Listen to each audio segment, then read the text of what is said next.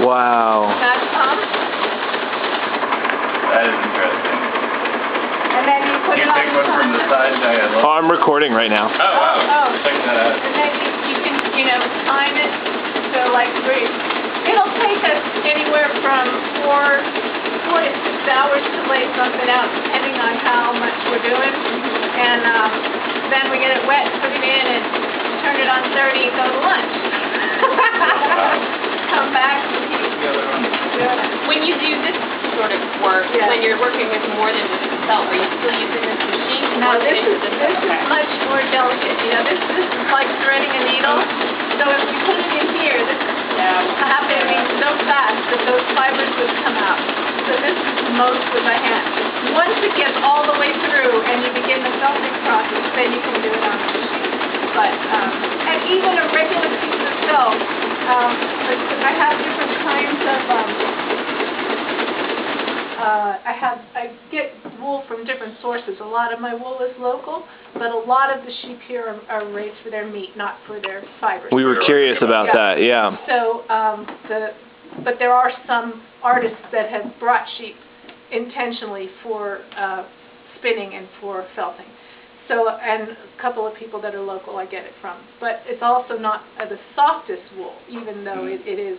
So I get a lot of the wool from other places as well. I travel to the sheep and wool festivals. I also, having gone there, know the artists, because each person who processes and dyes the wool is an artist in and of themselves, because that's a whole process. And depending on, for example, this wool is, and if you saw the sweater in the store, this was the sheet we made, and I sewed the body of the sweater and then took the sleeves from an existing sweater. But this wool is a proprietary blend. The person I get it from, I don't even know what kind of wool this is. She won't tell me. Right. But, and it's wonderful, but to get it to felt, it's very difficult. And we can't just put it through the machine. It has to be hand worked. So once we get it through and get the water all the way soaked through, then Deborah, who's doing most of that work for me, she literally by hand is just getting a bar of soap and getting her hands all soapy and massaging the whole piece for hours until because it's so, well, with all the lanolin, it's so resistant to the water that it's like we pour water and it's like, it's still dry, it's still dry. And then, of course, depending on what you put in it. In this case, there's lots of synthetic fibers.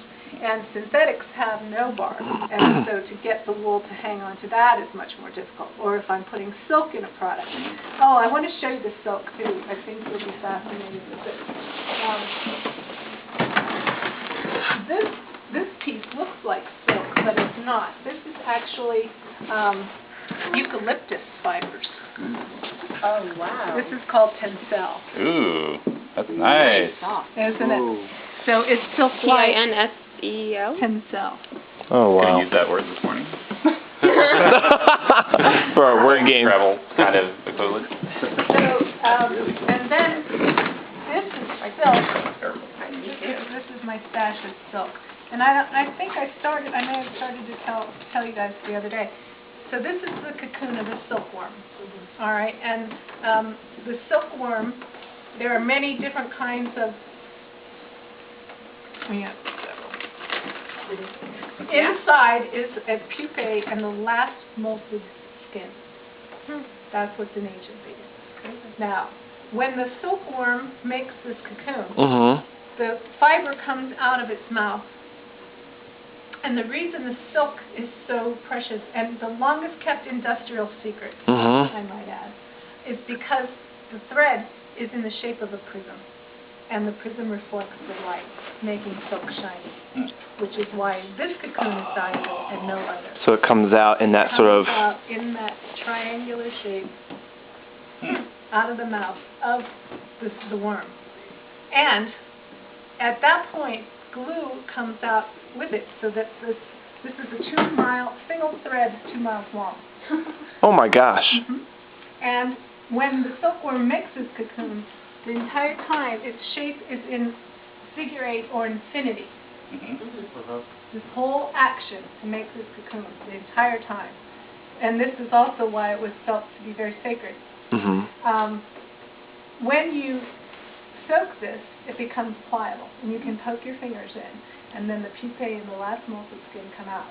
And then you can stretch it onto a wooden frame. Okay. And at that point, they're called silk hankies. Wow. So the small egg turns into that. Well, this small egg can turn into, this small egg stacked, they stretch onto futons and make futon covers. That's how pliable they are. One egg? And, well, they stack them. Yeah, they stack them in a pile and then stretch it. We did it as an exercise in one of my workshops. How many would be in that pile? 10. Wow. Really not a lot. Silk is as strong as steel. Right. And also as warm because the weave is so tight. It keeps you warm. But there's no barbs on these fibers. So to embed it into the wool has to grab on and hook on. I've got a piece over here, I'll show you. This is so awesome. This is a piece.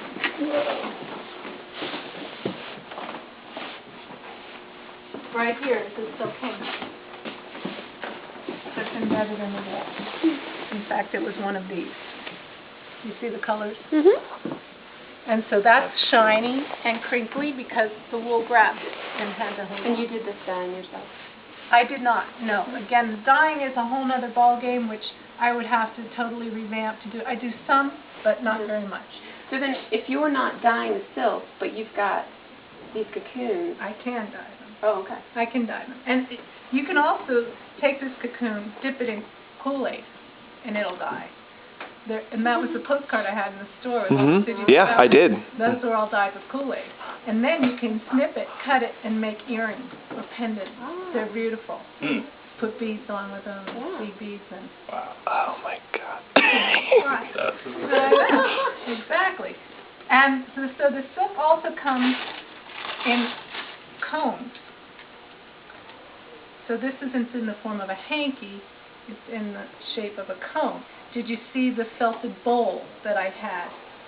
Right in the table we were standing next to? Oh, I did not see that, no. Well, we take inflatable balls, felt over that, put the silk over that, because that's when it's in this shape.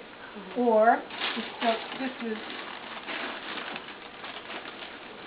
in just strands. You purchase it in all these different ones. Right. Now, you can actually grow grow the silkworms. You can, the silkworms, but the only thing they eat is mulberry leaves. And so you either have to have a stash of mulberry leaves or mulberry trees, obviously, or they've now come up with some kind of a synthetic substitution that they will eat. But you know, I can barely keep my plants alive at home. Right.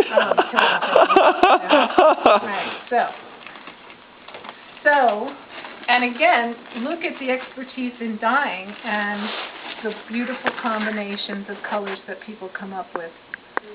But when I go to put it in, I tear one off. That's a hanky, and that's what I start with. This is like the scarf, a little less dense than the scarf. You have the blue one?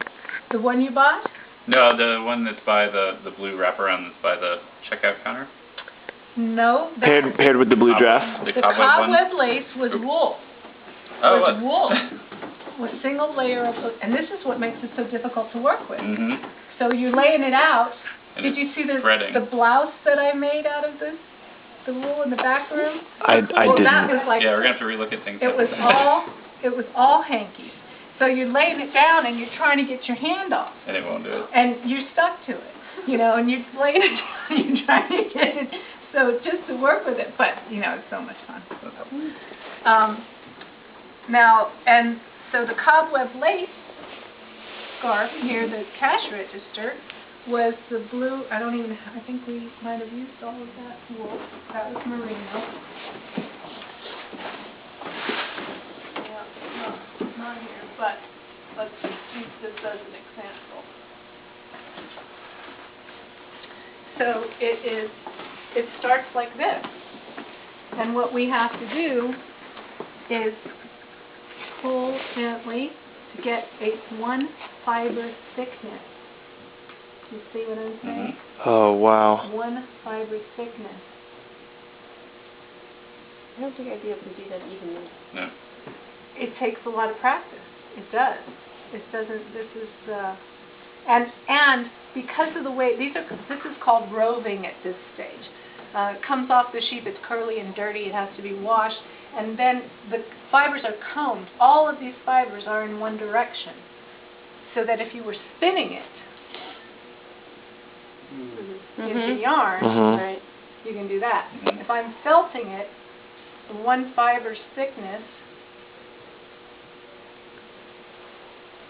We started like that, and then we put silk, and then we put bits of the yarn in it. It's like a little goulash. Exactly. So. Very